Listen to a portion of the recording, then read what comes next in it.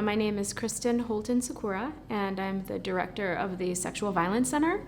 That is a standalone rape crisis center that works in 3 counties in Minnesota, so Hennepin County, the largest county in the state, and then Carver and Scott, which are the 2 fastest growing counties in the state. In our agency, we define sexual violence as any sexual behavior or contact that someone has been forced, coerced, or tricked into. And often when people think of sexual violence, they think in terms of force, brute physical force that's used to get sex from someone who might otherwise not consent. So thinking about the stranger in the dark alley or someone jumping out of the bushes. But actually, more than 85% of victims know their perpetrator. So physical force isn't always necessary. In those contexts, it's more we're talking about coercion. When you know someone and they know you, they know things about you, things that they can leverage to get power over you, to get sexual behavior or contact they wouldn't otherwise ever be entitled to.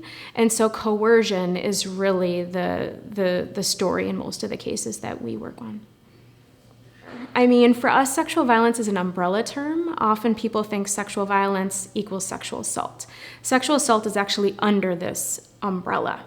And under the umbrella of sexual violence is a series of behaviors that are overlapping and play off of each other. It includes sexual harassment, whether in the workplace or school, or catcalling, street harassment, something that's happening on the bus. It can be sexual assault, which we might consider to be synonymous with rape, or forced, penetrative sex. It could also be childhood sexual abuse, stalking, revenge porn, when people are sharing images non-consensually, cyber stalking, things that are happening online. It's a whole range of behaviors. And so when you start to look at all of the different manifestations of sexual violence in our society, you start to realize it's kind of all around us. It can happen to anybody of any age, any background, and most important to stress is any gender or gender identity. Yes, in most of the cases we work in, we're talking about sexual violence being perpetrated by male-identified people. And most of the victims of sexual violence are female-identified people, but that's not the complete picture, that's not the full story. And so when we're thinking about addressing the needs of victims and survivors, it's really important we do not gender the term victim. The minute you start saying victim, she, then you are shutting down a huge group of folks out there, male-identified people, trans and gender non-conforming folks, who have sexual violence as part of their experience.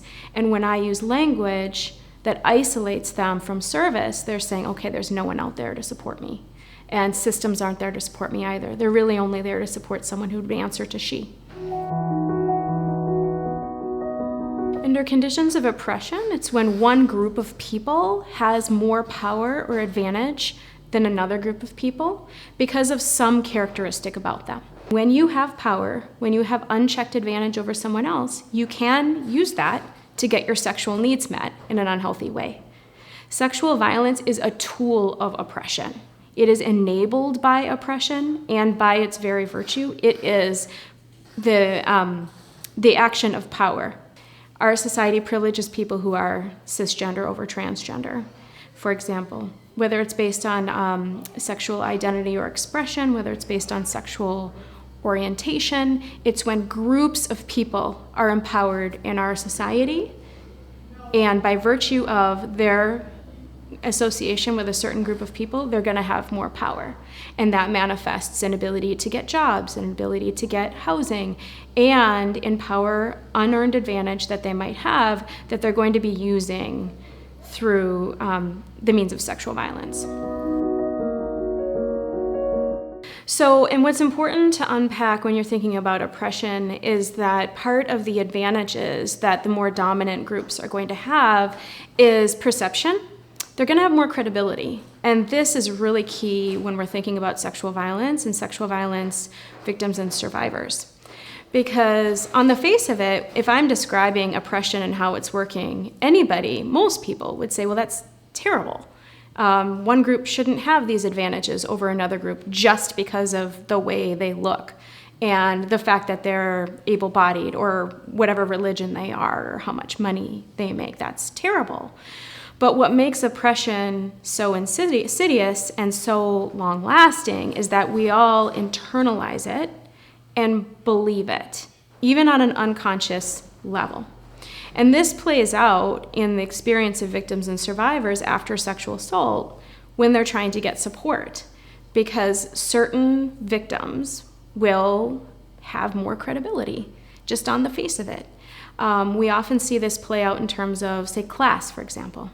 So when we're supporting somebody who's maybe homeless and isn't really very articulate and maybe is addicted to drugs, the support that they might get after sexual assault, unfortunately, all too commonly can look different from the support that might be available to a college student who can say in very good detail, very articulately what happened to them, doesn't have a criminal record.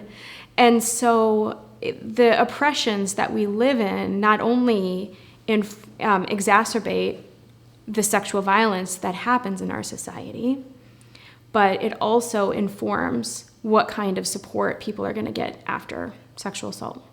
And that is why systems change work is so important. And doing systems change work with just a really good, common, shared grounding that oppression is real.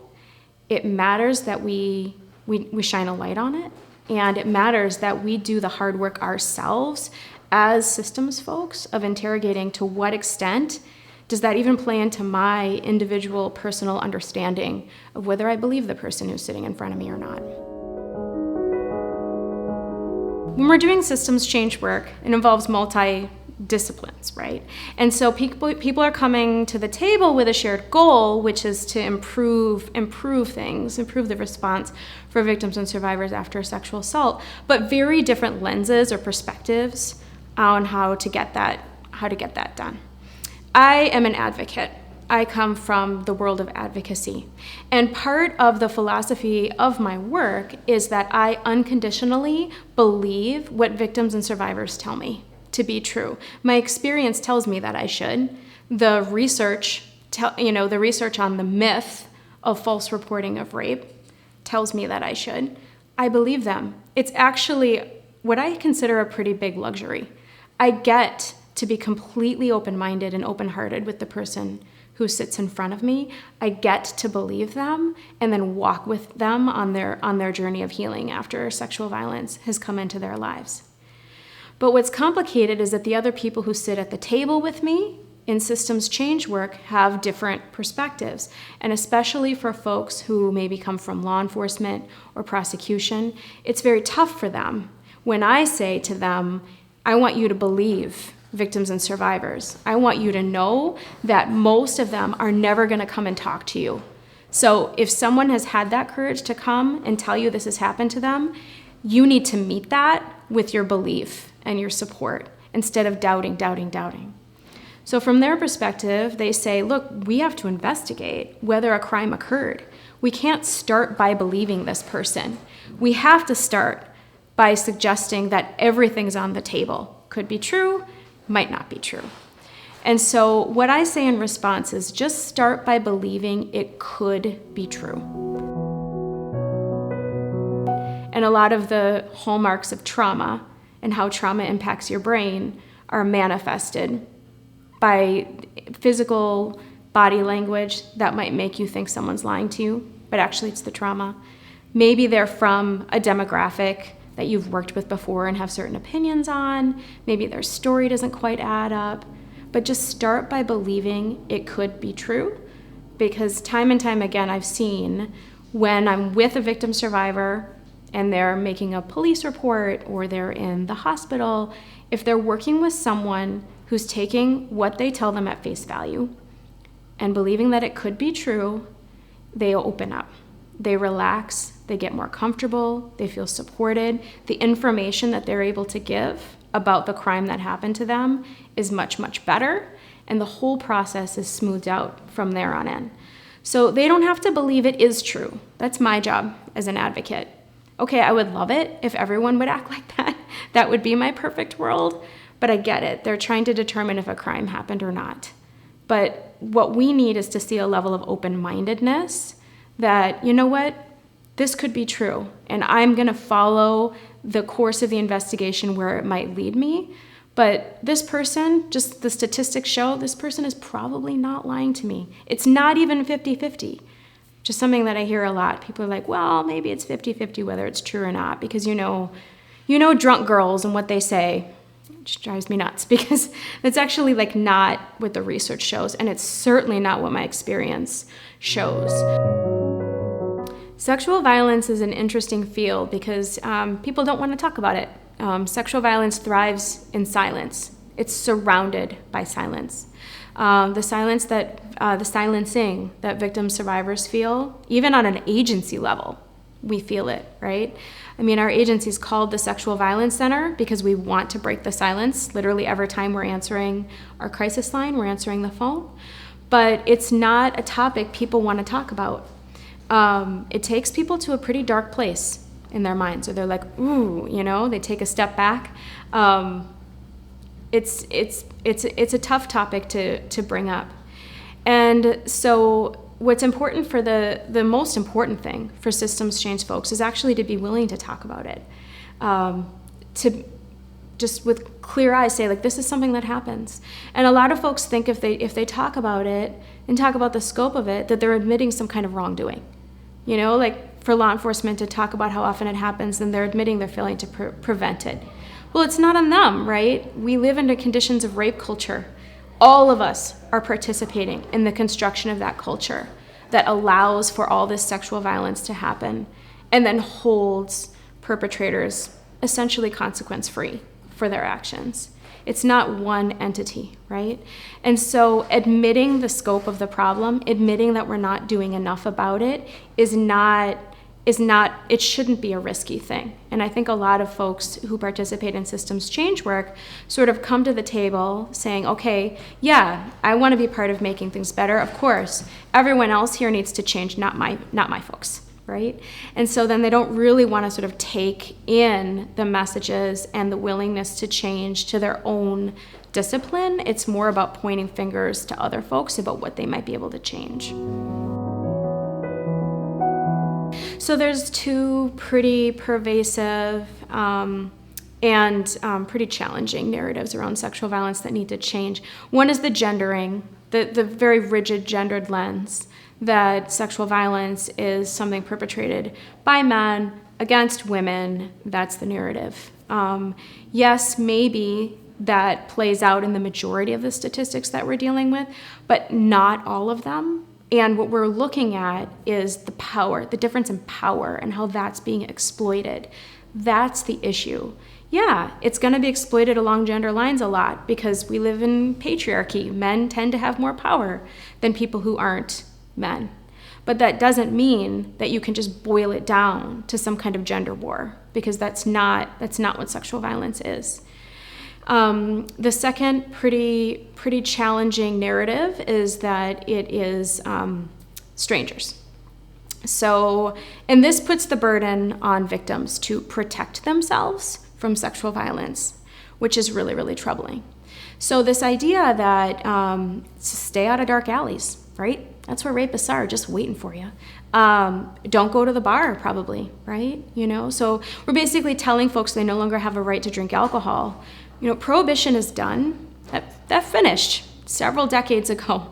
We live in a country where people have the legal right to drink, and to send messages out that certain groups of folks, and it is typically women, right? That's what the message is, that women don't have that right, really. We don't have that luxury anymore because we need to watch out for ourselves. That narrative is really troubling to me. The focus should be 100% on the people who are perpetrating the assaults. Let's shine a light on them, because this is a social phenomenon, right? Sexual violence isn't something you can do to yourself. It's always embedded in some kind of social context. Maybe it's only one person, two people. Maybe it's a whole group of folks, right? But oftenly, we find that there were people around who saw something that didn't look quite right. And they just kind of buried that down and said, I don't want to get involved. And the end result of that story was a sexual assault. And so this narrative, it is victim blaming. And a lot of folks who do it, they would never, ever own up that I'm blaming the victim. But the minute you talk about people taking responsibility for themselves so they don't get sexually assaulted, that's what you're doing. The minute you say that people need to do self-defense classes, and if you take a self-defense class, you're not going to be raped. That's ridiculous, right? It's the rapist who's doing that. And there's pretty much nothing you can do. There's nothing you can wear. There's nothing you can say. There's no time of day you can go out that's safer than another time of day. It's not just avoid the dark alley and it's not gonna matter. I mean, sexual violence is a series of behaviors that is embedded in relationships, right? Maybe it's not someone in your family. Maybe it's not someone very, very close to you. Maybe it's someone you've only known for 2 months, right? But it's embedded in some kind of relationship. And in those contexts, to say that there's something that you could do to protect yourself from sexual violence when it's perpetrated by someone you know and someone you trust, and very oftenly someone you love, that's really, really, really harmful. I'll tell you, it gets into the brains of victims and survivors that we work with. They say to themselves, in my presence, I shouldn't have been there. What should I have done? I find women often judging the behavior of other women. Well, she should have known better not to go there. She should have left that bar when her friends left. That language is so toxic. It's so harmful. And it really messes with our ability to prevent the sexual violence. It messes with our ability to respond to it. And it really puts up roadblocks in front of victims' healing, because all it does is set them up to shame themselves, that they didn't do X, Y, and Z, and so this bad thing happened to them as a result. I mean, that's their mandate, right, is to recognize that it happens. So in the state of Minnesota, systems change teams are county-wide, right? So recognizing, okay, yep, we need to own this. This happens in our county. It happens everywhere. Of course it happens here, right? And all of us have a part to play in figuring out what we're gonna do. And it's gotta involve change. It has to. And there's a lot of folks for whom the status quo is really, really appealing. Maybe it's a capacity issue, a resource issue, an interest issue, but sort of just keeping running the way they've always been running is just, that's what they want to do, right? If we all come to the table and have these multidisciplinary meetings without a commitment to change, we're basically just having a new opportunity for snacks in our lives. It's just ridiculous.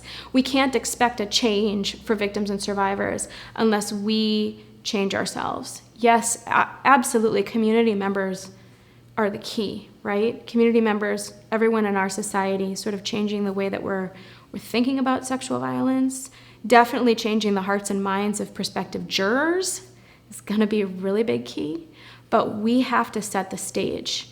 It's kind of like Field of Dreams. We will build it and they will come, right? Right now, victim confidence in the system is terribly low. And what that does is it creates a disproportionate burden on my counseling agency to help people move forward after sexual violence, because they've just got to work through it themselves through counseling, because they're not going to get support around them. And sometimes the support is there, but people aren't even going to engage in the system because of word of mouth, because of something they've seen on the news, because of a Law and Order episode that scared them when they saw that, the victim is really the one who goes on trial. And they're like, you know what, I want to pretend this didn't happen to me. I don't want to talk about this again and again. I don't want to talk about this with people who are going to ask me, well, why did I go with that person if that person made me feel creepy? Why did I put myself in that situation? Again and again, people are going to ask me that, so I'm just going to opt out, right? So we see a lot of that too, people just opting out entirely, just as much, if not more, than people who try to reach out and engage in the system and then say, no, this isn't for me, and then pull out. So it's the commitment to change that's key. And it's really easy to say, but it's hard work to turn the mirror around and look at yourself instead of pointing fingers around the table of all the things other people could be doing. And it's going to take a commitment to resources and a commitment to training and a total mindset shift. It's really hard work. Because victims and survivors often associate the support services they received after sexual assault with the actual trauma of the assault itself. And they're interlocked in their memory. So you can't really ask them to say, well, think sort of dispassionately about the services or support you received and what would have been better for you, because they're not necessarily going to have a frame of reference. I hope they wouldn't have gone through this before to have any kind of point of comparison. And so it can be very, very hard to solicit their voices. We believe really strongly that we don't want to speak for them. We want to work with them. We would never want to, we know this system as it is right now delivers an imperfect response to sexual assault. We know the needs of all victims and survivors are not being met. And so we want to change. It stands to reason we would want to change, incorporating the perspectives of the people who felt left out of the way that things are being done right now. But to get those voices is the trick. And we've really struggled thinking here in the systems change work, do we try to find a victim survivor to sit on a multidisciplinary systems change team and lend that voice, right? I mean, already many of us engaged in systems change work are already victims and survivors. It's just that we don't sort of wear that hat when we're going to the meetings and talking about systems change. And quite frankly, I don't think we could. I don't think I could. If we're going to think about what happened to us personally and how we would feel in such and such situation, the average systems change meeting would be deeply triggering, because you'd be thinking, okay, emotionally, put myself in that position. How would I feel if someone offered me a private room versus asked me to stay in the waiting room or something like that? I mean, the very way that would be constructed would be a minefield of triggers for somebody. And tokenizing. If we just put one person on the team to represent the victim, what are we saying here? If we're saying that sexual violence is the result of oppressions and it can be felt by anybody, and yet we're going to have one person with their one experience to try to presume to represent the sort of totality of the experiences that folks are going through, it's kind of destined to fail from the onset. So we've tried a bunch of different strategies with some success in some areas, not in others. We try online anonymous surveys where we'll give sort of specific questions. We'll have focus groups. We'll get together a group of victim survivors to talk about it. In my experience, it's pretty universally understood how important it is. In the absence of the voices directly of victim survivors in systems change teams, what ends up happening is advocacy has to assume that role, which isn't quite right. I'm an advocate. It's not appropriate, and quite frankly, I don't want to be put in the position of representing the voices of victims and survivors. Of it all perpetuating this idea that there is a victim out there. There is a victim, there's a victim experience, and if we can just understand it, we can sort of construct a system that responds to it. Because the whole trick of this is that everyone is coming out of sexual violence with a different experience of what happened to them. The trauma is impacting them in different ways. Some people are manifesting PTSD, post-traumatic stress. Many people are not, and it's not well understood why some do and some don't. Some people want to engage in systems and want to tell their story over and over and over again with a sense of really righteous anger. Other people are going to retreat. They don't want to talk to anyone. They have to be sort of forced to talk to anybody. Different ages, different relationships to the perpetrator vary things dramatically. What about a situation where the survivor is financially dependent on the person who perpetrated against them? That victim survivor is probably not going to want to see their perpetrator going to prison, because what's going to happen to them and any family that they're living with, right? And that can mediate what they're then willing to say publicly of what would happen to them. What I do as an advocate in this role, in the absence of reliable feedback from victims and survivors is I think about situations that I've been in with victims and survivors where I've been walking with them on that journey of going through with making a police report, having that be investigated, maybe going through to prosecution, cases that I work in correctional facilities under the Prison Rape Elimination Act, and what's involved in the complexity of reporting within the facility and how that gets investigated, and then the case goes forward. I think about those cases. I draw on those cases from yesterday or last week. I wasn't in trauma, and I had the benefit of being sort of a third-party observer. Because often in cases involving anything legal, the advocate doesn't speak much. We're just there as kind of silent support for that victim survivor. So in many respects, I can really think about what that experience was like from a point of not being traumatized, though, so it's always going to be different. But I sort of try to draw on those experiences. When I look over at a victim survivor during a police report, and this person is just a face of alarm and horror, I know to time out on that report, and I can take that experience of, well, what was the question that was being asked? What were the conditions in the room? Was this an inviting space? Was this the kind of space where perpetrators are getting interviewed too, which is often the case? Was the victim survivor put in the back of a police car and locked in there before they came for the interview, and they're already really, really upset and on edge and escalated because of that? And I can sort of reflect on and amplify the voices that victim survivors have given me directly as their advocate in a confidential way, and then bring that to the systems change process. And that's just a proxy for having victim survivors involved, because all too often we just don't think it's trauma-informed to work with someone, to go through a process with them. And of course, the stories we're going to want to bring to our systems change team are often the stories of when things are going wrong, because we're proposing something that needs to be changed.